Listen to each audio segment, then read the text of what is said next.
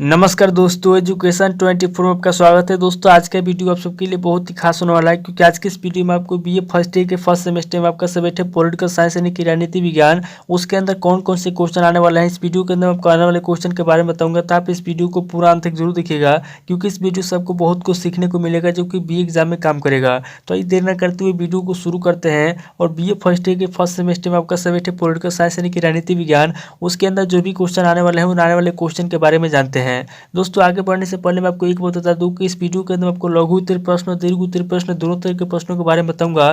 तो आप इस वीडियो को स्किप किए ना पूरा देखिएगा, ताकि आपको दोनों तरह के प्रश्नों के बारे में पता चल सके। तो आइए दोस्तों देर न करते हुए वीडियो को शुरू करते हैं और सबसे पहले लघु उत्तर प्रश्नों के बारे में जानते हैं।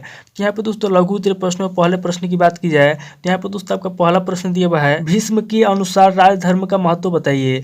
पहला क्वेश्चन कह रहा है जो भीष्म है, भीष्म के अनुसार जो राजधर्म का महत्व है, पहले क्वेश्चन के अंदर आपको भीष्म के अनुसार राजधर्म का महत्व बताना है। अब दोस्तों अगले क्वेश्चन की बात कीजिए तो यहाँ पर दोस्तों आपका दूसरा क्वेश्चन दिया हुआ है, मनु द्वारा प्रतिपादित दंड सिद्धांत का विश्लेषण कीजिए। दूसरा क्वेश्चन कह रहा है जो मनु है, मनु द्वारा प्रतिपादित जो दंड सिद्धांत है, दूसरे क्वेश्चन के अंदर आपको मनु द्वारा प्रतिपादित दंड सिद्धांत का विश्लेषण करना है। अब दोस्तों अगले क्वेश्चन की बात किए तो यहाँ पर दोस्तों आपका तीसरा क्वेश्चन दिया हुआ है, भारतीय राष्ट्रवाद के उदय के उत्तरदायी कारकों की विवेचना कीजिए। तीसरा क्वेश्चन कह रहा है जो भारतीय राष्ट्रवाद है, भारतीय राष्ट्रवाद का उदय कैसे हुआ, भारतीय राष्ट्रवाद के उदय के कौन कौन उत्तरदायी कारक हैं, यहाँ पर आपको भारतीय राष्ट्रवाद के उदय के उत्तरदायी कारकों की विवेचना करना है। अब दोस्तों अगले क्वेश्चन की बात करें तो यहाँ पर दोस्तों आपका चौथा क्वेश्चन दिया हुआ है, 1885 से 1905 ईस्वी तक भारतीय राष्ट्रीय कांग्रेस के कार्यक्रम कौन कीजिए। चौथा क्वेश्चन कह रहा है कि 1885 ईस्वी से लेकर 1905 ईस्वी के बीच में जो भारतीय राष्ट्रीय कांग्रेस के कार्यक्रम हुए थे, यहाँ पे आपको चौथे क्वेश्चन के अंदर 1885 से 1905 ईस्वी तक लेके भारतीय राष्ट्रीय कांग्रेस के कार्यक्रम को वर्णन करना है। अब दोस्तों अगले क्वेश्चन की बात की तो यहाँ पर दोस्तों आपका पांचवा क्वेश्चन दिया हुआ है, भारतीय स्वतंत्रता अधिनियम 1947 की प्रमुख धाराएं क्या है। पांचवा क्वेश्चन कह रहा है कि जो भारतीय स्वतंत्रता अधिनियम 1947 है, यहाँ पर दोस्तों आपको भारतीय स्वतंत्रता अधिनियम 1947 की प्रमुख धाराओं के बारे में बताना है। अब दोस्तों अगले क्वेश्चन की बात की तो यहाँ पर दोस्तों आपका छठा क्वेश्चन दिया हुआ है, भारतीय संविधान उधारों का थैला है, विवेचना कीजिए। छठा क्वेश्चन कह रहा है जो भारतीय संविधान है, भारतीय संविधान उधारों का थैला है, यहाँ पर दोस्तों आपको बताना है कि जो भारतीय संविधान है उधारों का थैला है कि नहीं है, इसका आपको विवेचना करना है, यानी कि इसके बारे में आपको बताना है।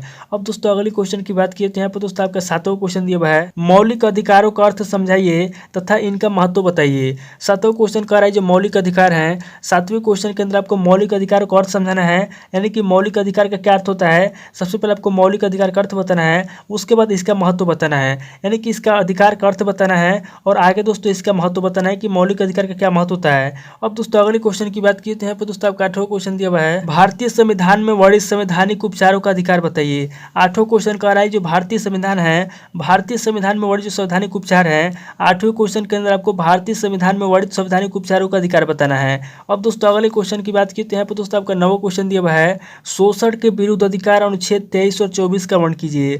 नवा क्वेश्चन कह रहा है कि शोषण के विरुद्ध अधिकार जो अनुच्छेद 23 और 24 है, यहाँ पर दोस्तों आपको शोषण के विरुद्ध अधिकार अनुच्छेद 23 और 24 का वर्णन करना है। अब दोस्तों अगले क्वेश्चन की बात की तो यहाँ पर दोस्तों आपका 10वां क्वेश्चन दिया हुआ है, संविधान में संशोधन की प्रक्रिया का संक्षेप में उल्लेख कीजिए। 10वां क्वेश्चन कह रहा है जो संविधान में संशोधन की प्रक्रिया है, 10वें क्वेश्चन के अंदर आपको संविधान में संशोधन की प्रक्रिया का संक्षेप में उल्लेख करना है। अब दोस्तों अगले क्वेश्चन की बात किए तो यहाँ पर दोस्तों 11वां क्वेश्चन दिया हुआ है, राष्ट्रपति की वास्तविक स्थिति को स्पष्ट कीजिए। 11वां क्वेश्चन कह रहा है जो राष्ट्रपति हैं, राष्ट्रपति की जो वास्तविक स्थिति है, 11वें क्वेश्चन के अंदर आपको राष्ट्रपति की वास्तविक स्थिति को स्पष्ट करना है। अब दोस्तों अगले क्वेश्चन की बात की तो यहाँ पर दोस्तों आपका 12वां क्वेश्चन दिया हुआ है, अनुच्छेद 356 का वर्णन कीजिए। 12वां क्वेश्चन कह रहा है जो अनुच्छेद 356 है, 12वें क्वेश्चन के अंदर आपको अनुच्छेद 356 का वर्णन करना है। अब दोस्तों अगले क्वेश्चन की बात की तो यहाँ पर दोस्तों आपका 13वां क्वेश्चन दिया हुआ है, भारतीय प्रधानमंत्री की पद एवं शक्तियों की विवेचना कीजिए। 13वां क्वेश्चन कह रहा है जो भारतीय प्रधानमंत्री हैं, 13वें क्वेश्चन के अंदर आपको भारतीय प्रधानमंत्री के पद के बारे में बताना है और उसकी शक्तियों की विवेचना करना है। अब दोस्तों अगले क्वेश्चन की बात की तो यहाँ पर दोस्तों आपका 14वां क्वेश्चन दिया हुआ है, भारतीय संसद की शक्तियों का संक्षेप में उल्लेख कीजिए। यानी कि 14वां क्वेश्चन कह रहा है जो भारतीय संसद है, यहाँ पर दोस्तों 14वें क्वेश्चन के अंदर आपको भारतीय संसद की जो शक्ति है, भारतीय संसद की शक्तियों का संक्षेप में उल्लेख करना है। अब दोस्तों अगले क्वेश्चन की बात की तो यहाँ पर दोस्तों आपका 15वां क्वेश्चन दिया हुआ है, राज्यपाल और मंत्रिपरिषद के संबंधों का उल्लेख कीजिए। 15वां क्वेश्चन कर रहा है जो राज्यपाल हैं और जो मंत्रिपरिषद हैं, राज्यपाल और मंत्रिपरिषद के बीच क्या संबंध है। यहाँ पर दोस्तों आपको राज्यपाल और मंत्रिपरिषद के बीच संबंधों का उल्लेख करना है। अब दोस्तों अगले क्वेश्चन की बात की तो यहाँ पर दोस्तों आपका 16वां क्वेश्चन दिया हुआ है, मुख्यमंत्री के कार्यों का संक्षेप में विवरण प्रस्तुत कीजिए। 16वां क्वेश्चन कर रहा है जो मुख्यमंत्री के कार्य हैं, 16वें क्वेश्चन के अंदर आपको मुख्यमंत्री के कार्यों का संक्षेप में विवरण प्रस्तुत करना है, यानी कि मुख्यमंत्री के क्या कार्य होते हैं। यहाँ पर दोस्तों 16वें क्वेश्चन के अंदर आपको मुख्यमंत्री के कार्यों के बारे में बताना है। अब दोस्तों अगले क्वेश्चन की बात की तो यहाँ पर दोस्तों आपका 17वां क्वेश्चन दिया हुआ है, विधानसभा और विधान परिषद में संबंध बताइए। 17वां क्वेश्चन कह रहा है जो विधानसभा है और जो विधान परिषद है इन दोनों के बीच क्या संबंध है। यहाँ पर दोस्तों आपको विधान परिषद और विधानसभा के बीच में संबंध बताना है। अब दोस्तों अगले क्वेश्चन की बात की तो यहाँ पर दोस्तों 18वां क्वेश्चन दिया हुआ है, सर्वोच्च न्यायालय की न्यायिक पुनर्विलोकन शक्ति की विवेचना कीजिए। 18वां क्वेश्चन कह रहा है जो सर्वोच्च न्यायालय की न्यायिक पुनर्विलोकन शक्ति है। यहाँ पर दोस्तों 18वें क्वेश्चन के अंदर आपको सर्वोच्च न्यायालय की न्यायिक पुनर्विलोकन शक्ति की विवेचना करना है। अब दोस्तों अगले क्वेश्चन की बात की तो यहाँ पर दोस्तों 19वां क्वेश्चन दिया हुआ है, फौजदारी न्यायालय पर संक्षिप्त टिप्पणी लिखिए। 19वां क्वेश्चन कह रहा है जो फौजदारी न्यायालय है, यहाँ पर दोस्तों आपको 19वें क्वेश्चन के अंदर फौजदारी न्यायालय पर संक्षिप्त टिप्पणी लिखना है। अब दोस्तों अगले क्वेश्चन की बात की तो यहाँ पर दोस्तों आपका 20वां क्वेश्चन दिया हुआ है, चुनाव सुधारों में आने वाली बाधाओं पर टिप्पणी कीजिए। 20वां क्वेश्चन कह रहा है जो चुनाव सुधार होता है, चुनाव सुधार में आने वाली जो बाधा है, यहाँ पर दोस्तों 20वें क्वेश्चन के अंदर आपको चुनाव सुधार में आने वाली बाधाओं पर टिप्पणी लिखना है। ये दोस्तों टोटल आपके 20 क्वेश्चन होंगे जो कि आपके लघु उत्तरीय प्रश्न पूछेंगे। अब दोस्तों आगे हम लोग दीर्घ उत्तरीय प्रश्नों के बारे में जानेंगे। तो यहाँ पर दोस्तों दीर्घ उत्तरीय प्रश्नों पहले प्रश्न की बात की जाए तो यहाँ पर दोस्तों आपका पहला प्रश्न दिया हुआ है, भारतीय संघ में केंद्र व राज्यों के संबंधों का वर्णन कीजिए। पहला क्वेश्चन कर जो भारतीय संघ है, भारतीय संघ में केंद्र और राज्यों का क्या संबंध है। यहाँ पर दोस्तों आपको पहले क्वेश्चन के अंदर भारतीय संघ में केंद्र और राज्यों के संबंधों का वर्णन करना है।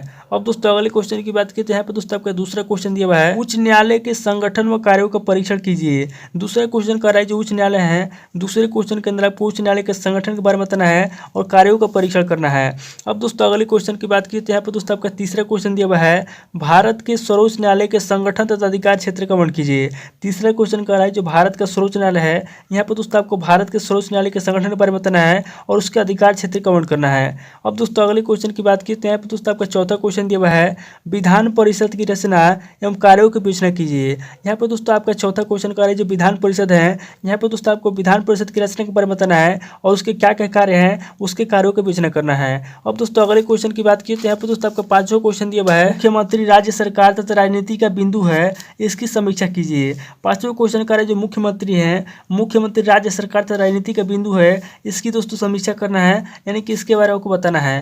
अब दोस्तों अगले क्वेश्चन की बात की तो यहाँ पर दोस्तों आपका छठा क्वेश्चन दिया हुआ है, राज्यपाल की स्वाभाविक शक्तियों का उल्लेख करते हुए उसकी वास्तविक स्थिति का मूल्यांकन कीजिए। छठा क्वेश्चन कर रहा है जो राज्यपाल है, राज्यपाल की जो स्वाभाविक शक्ति है, यानी कि राज्यपाल की जो शक्ति है, यहाँ पर दोस्तों आपको राज्यपाल की शक्ति को उल्लेख करना है और उल्लेख करते हुए उसकी जो वास्तविक स्थिति है, यहाँ पर दोस्तों आपको राज्यपाल की वास्तविक स्थिति का मूल्यांकन करना है।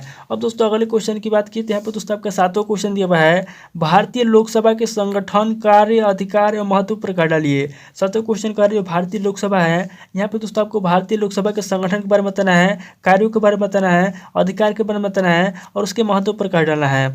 अब दोस्तों अगले क्वेश्चन की बात की तो यहाँ पे दोस्तों आपका आठवां क्वेश्चन दिया हुआ है, केंद्रीय मंत्रिमंडल के संगठन और कार्यों की व्याख्या कीजिए तथा राष्ट्रपति और संसद से उसके संबंधों को समझाइए। आठवां क्वेश्चन कर रहा है जो केंद्रीय मंत्रिमंडल है, यहाँ पे दोस्तों आपको आठवें क्वेश्चन के अंदर सबसे पहले केंद्रीय मंत्रिमंडल के संगठन पर बताना है और उसके कार्यों की व्याख्या करना है। यानी जो केंद्रीय मंत्रिमंडल है, सबसे पहले आपको केंद्रीय मंत्रिमंडल के संगठन पर बताना है और उसके जो भी कार्य हैं, यानी कि केंद्रीय मंत्रिमंडल के जो कार्य हैं उसके कार्यों के बारे में बताना है। और आगे पूछ रहा है कि जो राष्ट्रपति हैं, यहाँ पर दोस्तों केंद्रीय मंत्रिमंडल का राष्ट्रपति और संसद से क्या संबंध है, यहाँ पर दोस्तों आपको राष्ट्रपति और संसद का केंद्रीय मंत्री संबंध बताना है। अब दोस्तों अगले क्वेश्चन की बात की तो यहाँ पर दोस्तों आपका नवा क्वेश्चन दिया हुआ है, संविधान संशोधन से क्या समझते हैं, क्या मूल अधिकारों को समझ किया जा सकता है, नृत्यवादियों के साथ समझाइए। नवा क्वेश्चन का संविधान है, संविधान संशोधन क्या होता है, यहाँ पर दोस्तों आपको सबसे पहले बताना है कि संविधान संशोधन किसे कहते हैं। उसके बाद आगे आपको बताना है कि जो संविधान है और जो मूल अधिकार है, क्या मूल अधिकारों को समझ किया जा सकता है, यानी कि जो मूल अधिकार है क्या मूल अधिकार समझ किया जा सकता है। यहाँ पर दोस्तों आपको अपने विचार बताना है कि जो मूल अधिकार है उसको समझ किया जा सकता है कि नहीं किया जा सकता है। अब दोस्तों अगले क्वेश्चन की बात की तो यहाँ पर दोस्तों आपका लास्ट क्वेश्चन दिया 10वां क्वेश्चन, नागरिकता से आपका क्या तात्पर्य है,